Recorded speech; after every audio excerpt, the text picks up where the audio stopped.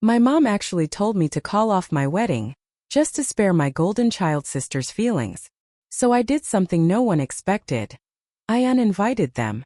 And the way I flipped the script, it left everyone speechless. Hi, I'm Sarah, 30 years old. I've been with my fiancé Jake, he's 31, for 5 years. He proposed last March and honestly it was one of the happiest moments of my life. Jake isn't just my partner.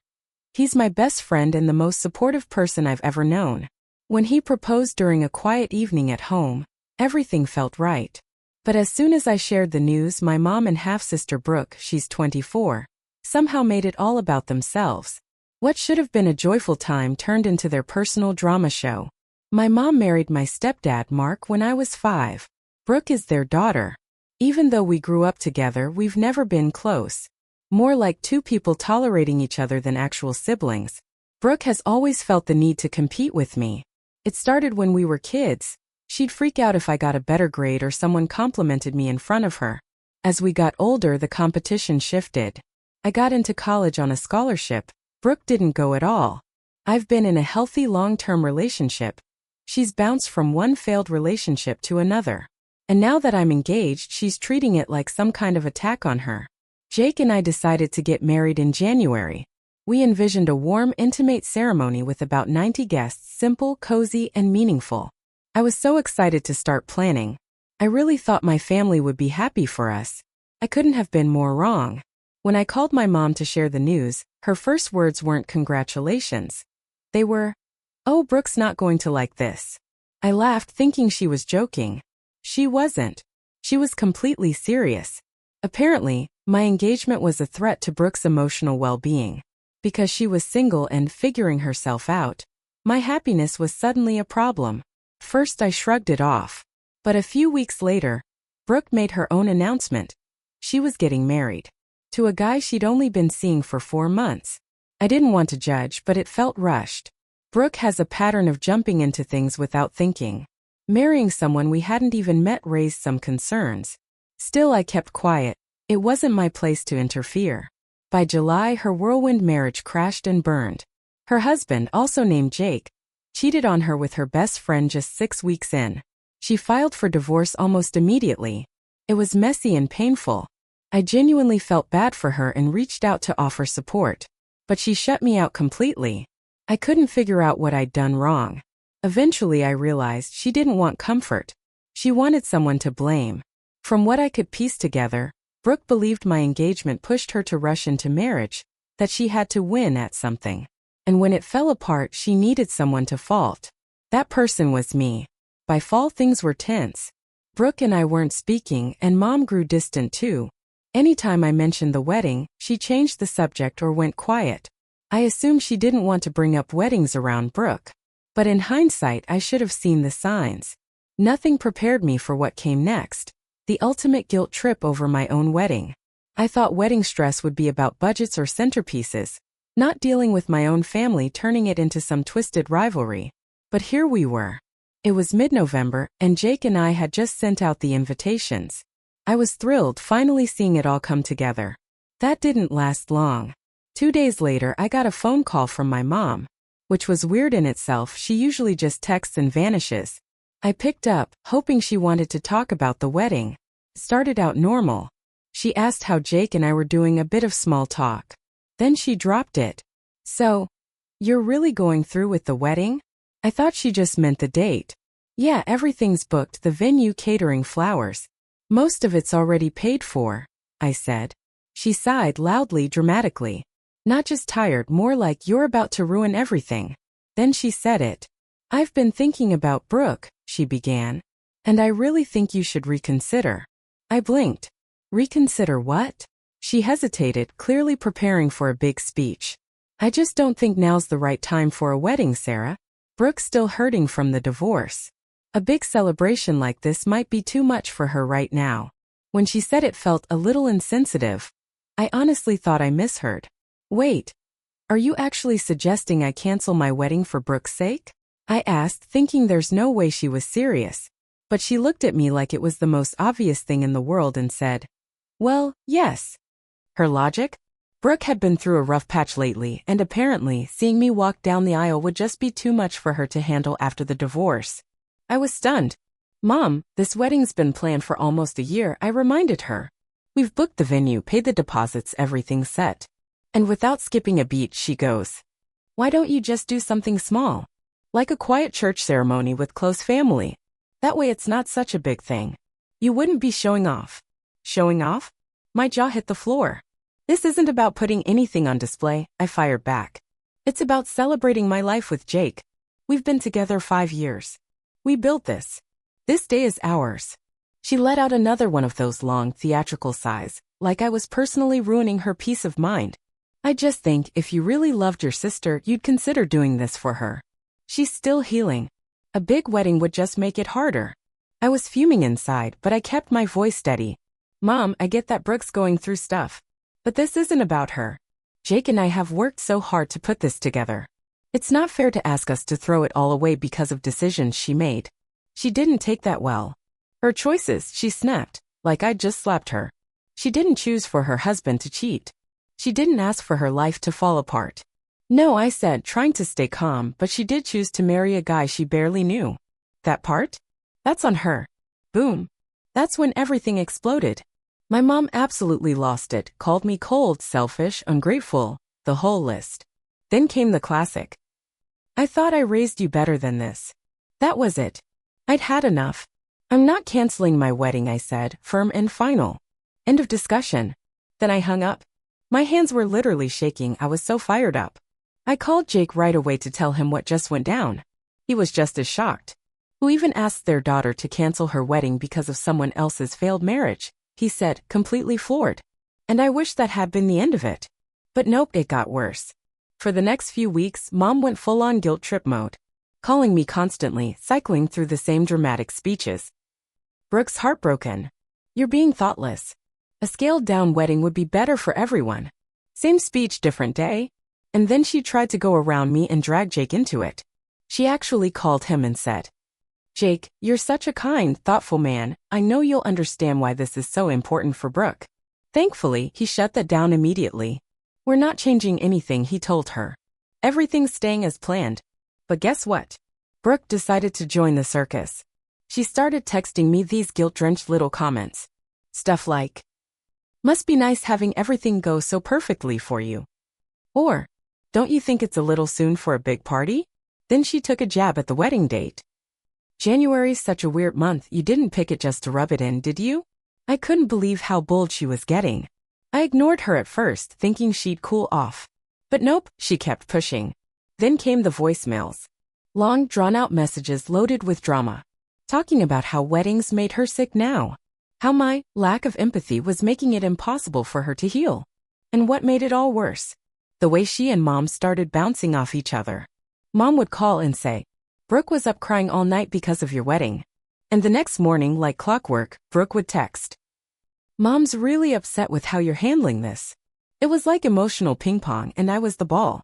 I felt like I was being tag-teamed by my own family. And that's when it hit me, this wasn't about Brooke being heartbroken. It wasn't about healing. It was about control. They wanted to pull the strings and see if I'd dance. But I wasn't playing anymore. By December, the whole thing had gone completely off the rails. Brooke wasn't just crying in corners or sending shady texts, she was now actively trying to ruin my name in the family. It started with whispers. My cousin Haley, thank God for her honesty, called me up and gave me a heads up. Apparently, Brooke had been phoning relatives, telling them I was using my wedding to hurt her. That I planned the whole thing just to make her feel worse. She even told people I chose January on purpose because I knew her divorce would still be fresh. Which made no sense at all.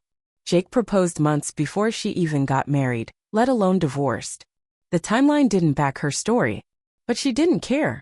She was rewriting the whole thing, and in her version I was the villain. How was I supposed to know her life would fall apart the exact moment I sent out save the dates? It's not like I had a crystal ball. But by then, logic didn't matter, not when someone's already decided they're the victim. And the stories? They just kept getting more dramatic every time she told them. My cousin Haley, basically the family's unofficial news channel, kept me in the loop. According to her, Brooke was saying things like, "Sarah's always thought she was better than me." And, She's flaunting her perfect life while I'm barely holding it together. What hurt most?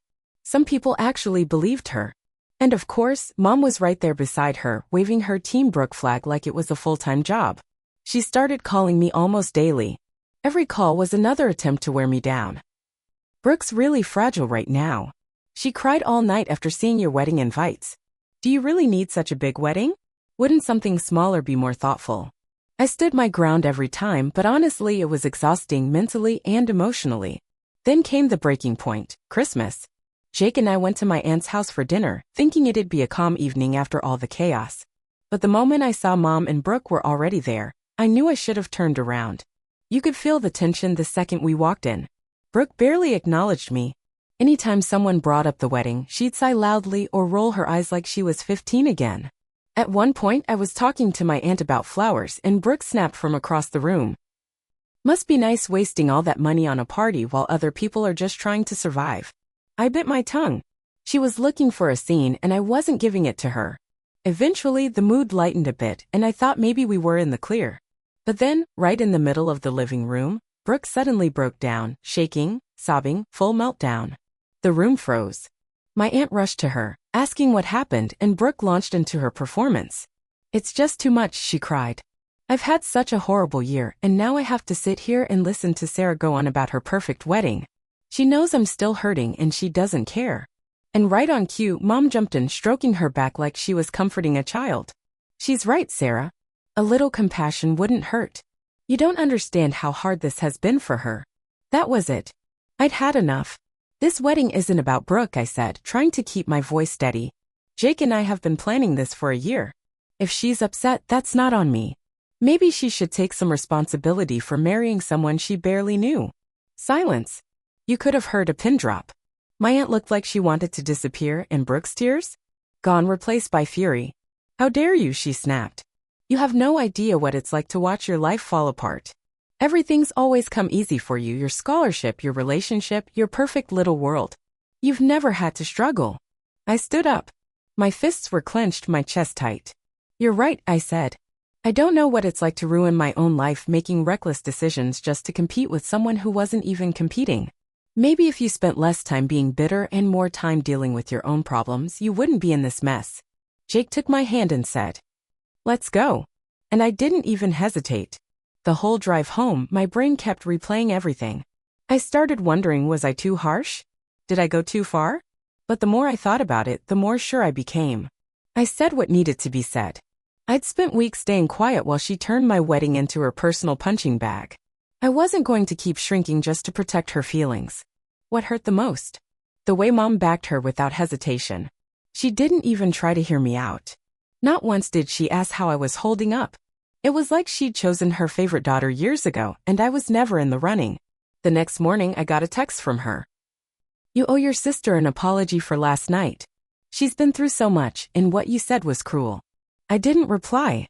I was done apologizing for things I didn't do wrong. It was crystal clear, Brooke wasn't going to stop pushing, and Mom wasn't going to stop defending her. I didn't know what they'd try next, but I knew something was coming. And I was ready. If they come, they'll only make things worse. Jake didn't even hesitate. He nodded right away. I've been thinking the same thing, he said. It sucks, yeah. But this is your day, our day, and you deserve to enjoy it without worrying about what they're going to pull next. Hearing him back me up like that gave me a little strength. But still, the idea of cutting off my mom and sister from my own wedding? That was massive. And it wasn't just about them, I knew it would ripple through the whole family. People would talk. People would take sides. But I also knew I couldn't keep letting their drama hijack something that was supposed to be beautiful. Jake and I had poured so much into this day. And I wasn't about to let their toxicity poison it. So I sat down and wrote the email. I kept it short but honest. I told them that their behavior, spreading rumors, guilt-tripping, creating constant tension, made it clear they didn't actually support the wedding. I explained how much stress it had caused me and said that, for the sake of my own mental health, I was asking them not to attend. Then I hit send. Almost instantly, I felt this huge weight lift off me. Like I could breathe again. But of course, the calm didn't last. A few hours later, my inbox exploded. Mom was the first to respond and wow, she went all in. The email was dripping with drama. I was heartless. I was tearing the family apart. And the cherry on top? I never imagined my own daughter would betray me like this. Oh, and she made sure to throw in the classic. You've chosen a man over your own flesh and blood. She even brought up my late father, saying he'd be disappointed in me. +4 manipulation. I didn't reply. Then Brooke chimed in. And yeah, it was just as bad, maybe worse. She accused me of being jealous of what exactly, I still don't know, claimed I was punishing her for being honest about her feelings, and closed with, "You'll regret this when you realize you've torn this family apart." Again, silence from me. But they didn't stop there. Soon the rest of the family started chiming in, especially the ones Mom and Brooke had already pulled into their pity parade. My uncle called to scold me for being petty and told me I should just let it go for the sake of family. A cousin I hadn't spoken to in years left a voicemail saying, "I can't believe you treat your own mother like this." It was a lot. And yeah, I started to doubt myself for a second. Was I the bad guy? But then something amazing happened. People who actually cared started reaching out. My dad's sister, Aunt Diane, called and said she was proud of me. "You've put up with their crap long enough," she said. "It's about time you stood your ground." Then Haley, my truth bomb cousin, texted me this long message. "Don't let them mess with your head. Anyone who actually knows you is on your side." Even my godmother, who has zero tolerance for drama, called just to say, "Your wedding should be about love and joy, not this bitterness. You're doing the right thing." And hearing that, it was like a salve on an open wound. For the first time in weeks, I didn't feel so alone. But of course, Mom and Brooke weren't finished. About a week later, Haley called again. "Okay, brace yourself," she said, half laughing, half exasperated. "Brooke's telling people you uninvited her because you're threatened by her." I blinked. Threatened? By what? Apparently, Brooke had cooked up this story that Jake had feelings for her. That he'd been flirting with her. That I found out, got jealous, and banned her from the wedding. I didn't even know how to respond. I just laughed. "That's desperate." "Yeah," Haley said. "No one really believes it. But you know how she is, she'll spin the story as many times as it takes until someone finally buys it." Right then and there, I made a decision. I wasn't wasting one more second of energy on Brooke's fantasy world. I had a wedding to plan. My peace mattered more than her drama. Jake and I sat down and did a full sweep of the guest list and plans. We contacted the venue and gave them a heads up, just in case anyone tried to cause a scene. We even hired a couple of security guards. I never thought I'd need wedding security, but here we were. And through all of it, Jake never wavered. He kept telling me we didn't owe anyone an explanation for having boundaries. This day was ours and we had every right to protect it. By the time New Year's came around, I finally felt like I was getting my power back. Let them talk. Let them lie. Let them spin whatever story helps them sleep at night. They weren't ruining this for me. By the time January rolled around, I genuinely thought I'd seen every flavor of Brooke's jealousy, spite, and manipulative chaos. But what she did next, that was a whole new level of messed up. It started one evening while Jake and I were finally relaxing after another long day of wedding prep. We were on the couch, half asleep, when his phone buzzed. He glanced at the screen and immediately stiffened. "What is it?" I asked, already bracing for whatever fresh disaster was about to land in our lap. "It's Brooke," he said, turning the phone so I could see the message. It read, "Hey Jake, I know I've probably been the worst lately, but I really need someone to talk to. I feel like you're the only one who really gets what I'm going through. Can we meet up?" At first glance, it seemed almost innocent. Vulnerable even. But knowing Brooke, my stomach knotted up. Something was way off. Jake must have felt it too because he didn't reply. He just looked at me and said, "This feels weird. Something's not right." "Because it isn't right," I told him. "She's never liked you. Why would she suddenly want to bare her soul to you now?" We agreed to ignore it and move on. But Brooke? She didn't stop. Over the next few days, she kept sending more messages. Each one was more desperate than the last. She went on about how alone she felt, how she had no one else to talk to, how much Jake's kindness had meant to her. For context, Jake and Brooke had never been close. Barely even acquaintances. Polite family small talk, that's it. So this sudden emotional spiral out of nowhere? It felt rehearsed. Like she was building up to something. And then she dropped the act. A few nights later, Jake got another message. This one? No room for interpretation. "I've been thinking about you a lot lately. I know it's wrong, but I can't help how I feel. I think there's something between us, something Sarah doesn't see. I don't know what to do with these feelings." I saw red. Not only was she bold enough to cross that line, she had the audacity to send that garbage days before our wedding. To his credit, Jake didn't hesitate. He turned the phone to me and said, "What do you want me to do about this?" I took a breath. We're not giving her what she wants. Don't respond. Block her. But first, screenshot everything. And that's exactly what he did. We saved every single message, just in case she decided to twist the story later. The next morning, I'd had enough. I didn't confront her directly. What's the point in arguing with someone who thrives on chaos? Instead, I wrote an email to my mom and a few close family members. I laid everything out clearly. Attached the screenshots. Told them Brooke had crossed a serious line. This isn't drama. This is toxic. And it proves exactly why she's not invited. The responses? A mixed bag. My mom, no surprise, immediately jumped to Brooke's defense. She claimed I'd misread the tone, that Jake was reading into things, and actually wrote, "I can't believe you'd accuse your own sister of something like this. She's hurting and all you care about is your wedding." I rolled my eyes so hard they almost stuck. At this point, I wasn't even angry. Just tired. Mom's loyalty had always pointed one way, and it wasn't toward me. But thankfully, not everyone saw it her way. Haley, who'd been my rock through this whole mess, called the moment she read the email. "Are you serious?" she said. "I knew Brooke was a mess, but this is next level. Good for you for shutting it down." My Aunt Diane, my dad's sister, was just as furious. "You absolutely did the right thing," she told me. "She's shown you exactly who she is. You don't owe her anything." That support meant the world to me. But yeah, it still stung. What Brooke did wasn't just inappropriate, it was disgusting. It felt like she was trying to tear down everything Jake and I had built together. For what? Attention? Spite? A power move? Probably all of the above. But whatever her goal was, I made a decision that morning. She wasn't going to win. Not this time. With just days left before the wedding, I threw myself into final prep, and yes, doubled security. I called the venue, told them everything. Gave them the full heads up. If Brooke or my mom showed up, they weren't to be let in, period. I even hired an extra security guard. Something I never thought I'd need for my own wedding. But this was our reality now. And through it all, Jake stood by me solid as ever. "This is about us," he kept saying. "We don't owe anyone an apology for protecting what we've built." And he was right. By the time New Year's came, I finally felt like I was taking my power back. Brooke and Mom could twist the story however they wanted, but they weren't ruining this for me. Not anymore. Sure, maybe it seemed like overkill to some people, but after everything my mom and Brooke had pulled, I wasn't taking any chances. At that point, I wasn't just planning a wedding, I was preparing for war. And honestly, I'd never felt more ready. Brooke's little stunts might have shaken me before, but not anymore. If anything, they just lit a fire under me. I was done being quiet, done shrinking to make room for their drama. This time, I was standing my ground. I thought I prepared for everything. The morning of the wedding felt like a dream. The venue looked incredible. Every tiny detail Jake and I had picked over the past year had come together perfectly.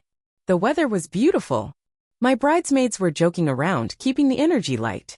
For the first time in weeks, I actually felt calm. Hopeful. Jake and I had planned a first look before the ceremony. So once I was dressed, I headed out to the garden to meet him. The second I saw him standing there with that nervous smile, everything else melted away. That was the moment I'd been waiting for. It was finally about us. Or so I thought. About 30 minutes before the ceremony, I was back in the bridal suite doing some final makeup touch-ups when Rachel, my maid of honor, burst in like something was on fire. Her face said it all. "You're not gonna believe this," she blurted. "Your mom and Brooke are here." My stomach dropped. "What? How?" "I thought we had security." "They're at the gate," she said. "Security stopped them, but they're making a scene." Of course they were. I tried to keep calm. "What are they saying?" Rachel hesitated. "Your mom's crying, saying she just wants to see her daughter get married. And Brooke's out there yelling that you're a terrible person who doesn't deserve this day." Unbelievable. After months of guilt, manipulation, and full-on sabotage, they had the nerve to show up and try to crash the one day I'd begged them to stay away from. Rachel looked at me like she was waiting for orders. "What do you want me to do?" "Nothing," I said. "Let security handle it. If we go out there, we give them exactly what they want, an audience." She nodded and went to coordinate with the staff, while I sat there trying to breathe through the tension building in my chest.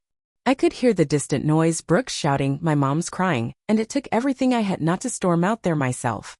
A few minutes later, Rachel came back. They won't leave. The venue manager offered to call the cops, but they're worried it'll just blow up even more. Exactly what I'd been trying to avoid. This was the reason I hadn't invited them in the first place. Rachel offered to go tell Jake what was happening, but I shook my head. No.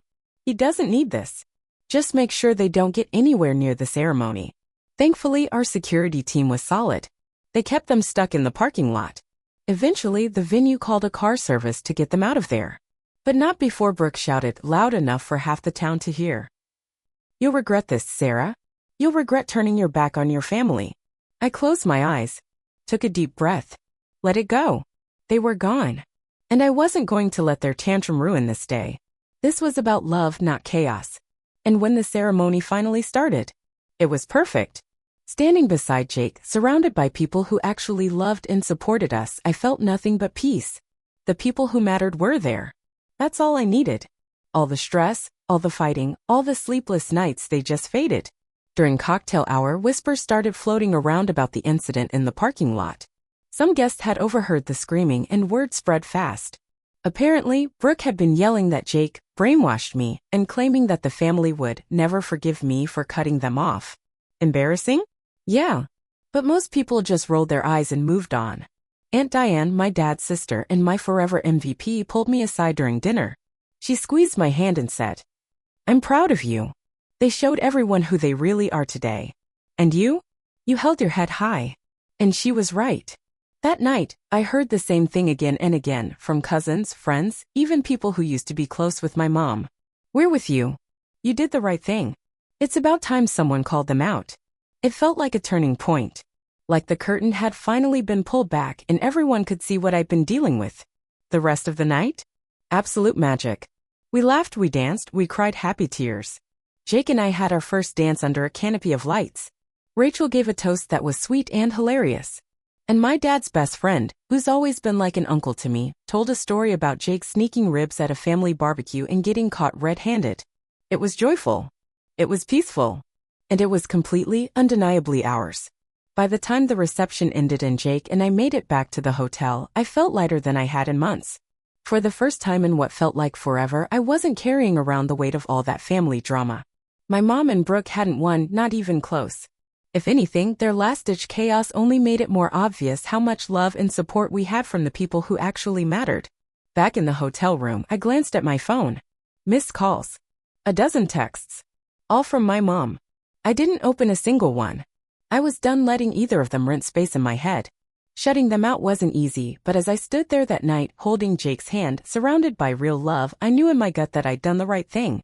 To everyone who followed this roller coaster, thank you. Your advice, your support, it meant more than you can imagine. If there's any post-wedding fallout, well, we'll see. But honestly, I am so over it. For real. Faced with tears of joy. About a week later, just when I thought the drama might finally be over, I got a call from Haley. And the second I heard her voice, I knew something wild had happened. "You are not going to believe this," she said, half laughing, half wheezing. I groaned. "What now?" "Your mom and Brooke got into a massive fight," she said. "Like nuclear meltdown level. And guess what? Your mom kicked her out." I nearly dropped my phone. "Wait, what? Are you serious?" Oh, she was ready to spill it all. Apparently, after the wedding disaster, Brooke had been sulking around my mom's house like a thundercloud. She was blaming everyone, me, Jake, the security guards, a random cousin, literally anyone she could for how badly things had gone. But then she turned on Mom. She apparently flipped out, yelling that Mom hadn't tried hard enough to stop the wedding, accusing her of being weak and useless for not shutting it down. And for once, finally Mom snapped. Haley said my mom yelled right back. Told Brooke she was sick of the constant drama, that she needed to grow up and start owning her mess. Coming from the woman who'd spent years enabling her? That was huge. Brooke didn't take it well. She melted down again, and this time accused Mom of being a terrible parent and, wait for it, choosing me over her. The irony. It got so heated that Mom told her to pack her bags and leave. And she did. I couldn't help but laugh. Not in a cruel way, just at the absurd full circle moment. After all the chaos Brooke had caused, it finally turned around and hit her back. She actually kicked her out? I asked, still trying to process it. Yep, Haley said. Brooke's staying with a friend right now. But let's be real, she'll probably try crawling back soon. Honestly, it felt like the universe had finally balanced the scales. After all the manipulation, guilt-tripping, and emotional blackmail, now they were turning on each other. Do I feel sorry for them? No, not even a little. After everything they put me through, this was poetic justice. And for the first time in ages, I felt free. I've cut them off completely. Blocked their numbers, muted them on social, and made it clear to the entire family. I want no part of whatever drama they're stirring next. If someone brings them up, I change the subject. Fast. Right now, Jake and I are focused on one thing. Our life. Our peace. Our future. Our love. No guilt. No manipulation. No more walking on eggshells. Just us. And honestly, I've never been happier.